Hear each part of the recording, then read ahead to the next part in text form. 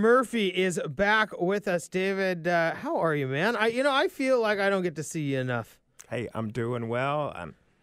Spring training's right around the corner here. Yeah. Baseball starts 10 days. Yeah, I know you're a big baseball guy, and so how did you feel about the Seahawks, though? I mean, you're still a football guy too, aren't you? Well, I like good football. Yeah. I was rooting for the 49ers, though. Oh, God. Thanks, David. Sorry.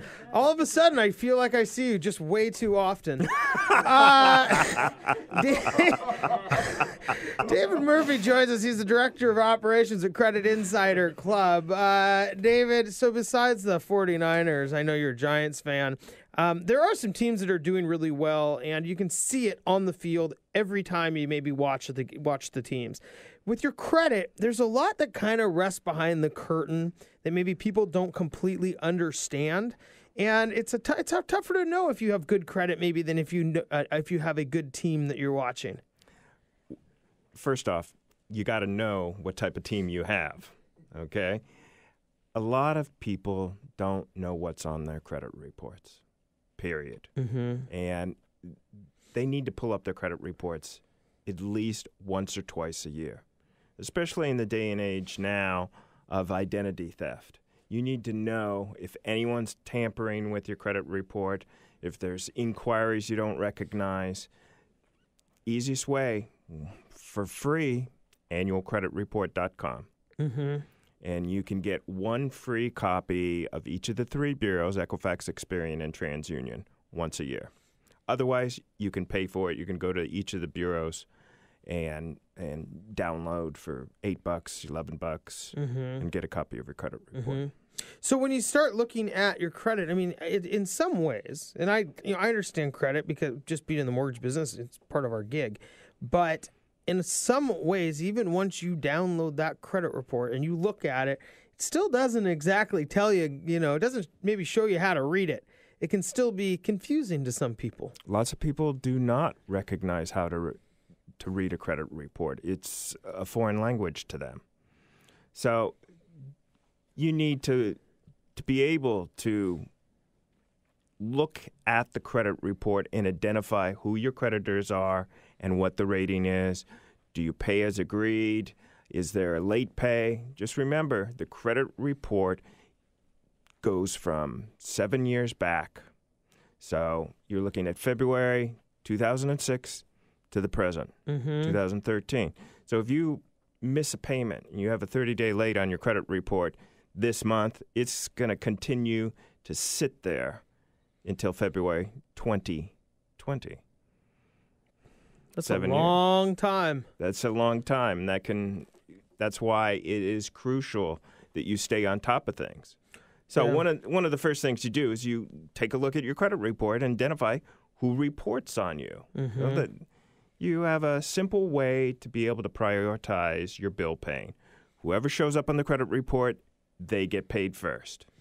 Are there, with all the different types of credit, I guess the different types of accounts, different ways people are trying to, in some ways, dupe people into credit, or they did more in the past than they are now. Are there different laws that are being passed? I mean, or are there laws that people should be aware of? Well, the one law that everyone should be aware of is the Fair Credit Reporting Act, which was enacted into legislation in 1971. They did do an amendment to it in the 90s, but that was for the credit bureaus to respond back to the consumer if they were disputing information. Supposedly, it's 30 to 45 days. You can dispute the information. You'll get an updated version of your credit report in your mailbox within 30 to 45 days. In the old days, prior to the amendment in the 90s, the credit bureaus would say, we will get back to you within a reasonable period of time. Mm-hmm. Well, what's reasonable to them as compared to what's reasonable to the consumer are two different things. Yeah, right. Generally, it's 30 to 45 days. But in the last several months, I have seen it taking 60-plus days. Okay? And that's a new trend. So what do they do during that amount of time? Because I know in a lot of industries, whether it's mortgage or real estate, there's a lot of hurry up and wait. This kind of seems like it's the same thing.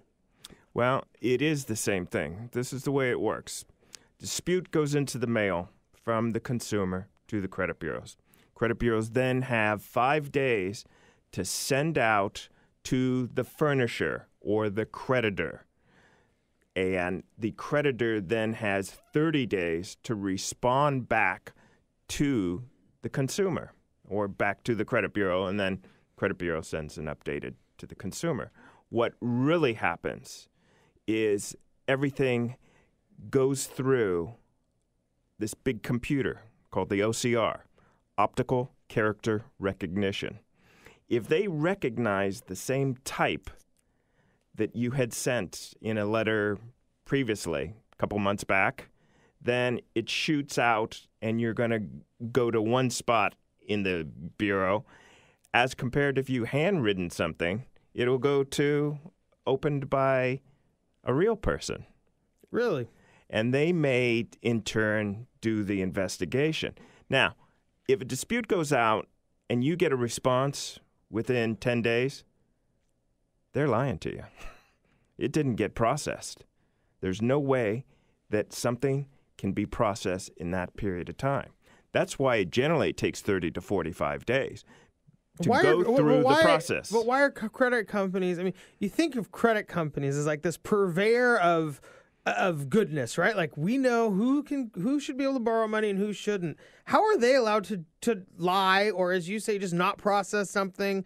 They don't accept emails, as far as I know. You have to mail everything. You can do it emails, but what they don't tell you is that you allow them an extra 17 days for the process. If you email them. That's correct. How is that efficient?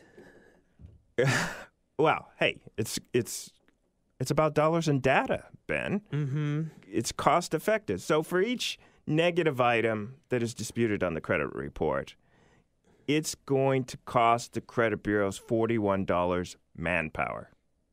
All right? Mm-hmm. The average American who has negative information on their credit reports, they have about 4 to 7 negative items. Okay? 4 to 7 negative items times $41 times 12 months times 60,000 disputes per month. It's expensive. Millions of dollars. Mm-hmm. So Experian, for example, will send out a form letter saying that they're not going to do this, or they think that the dispute was suspicious.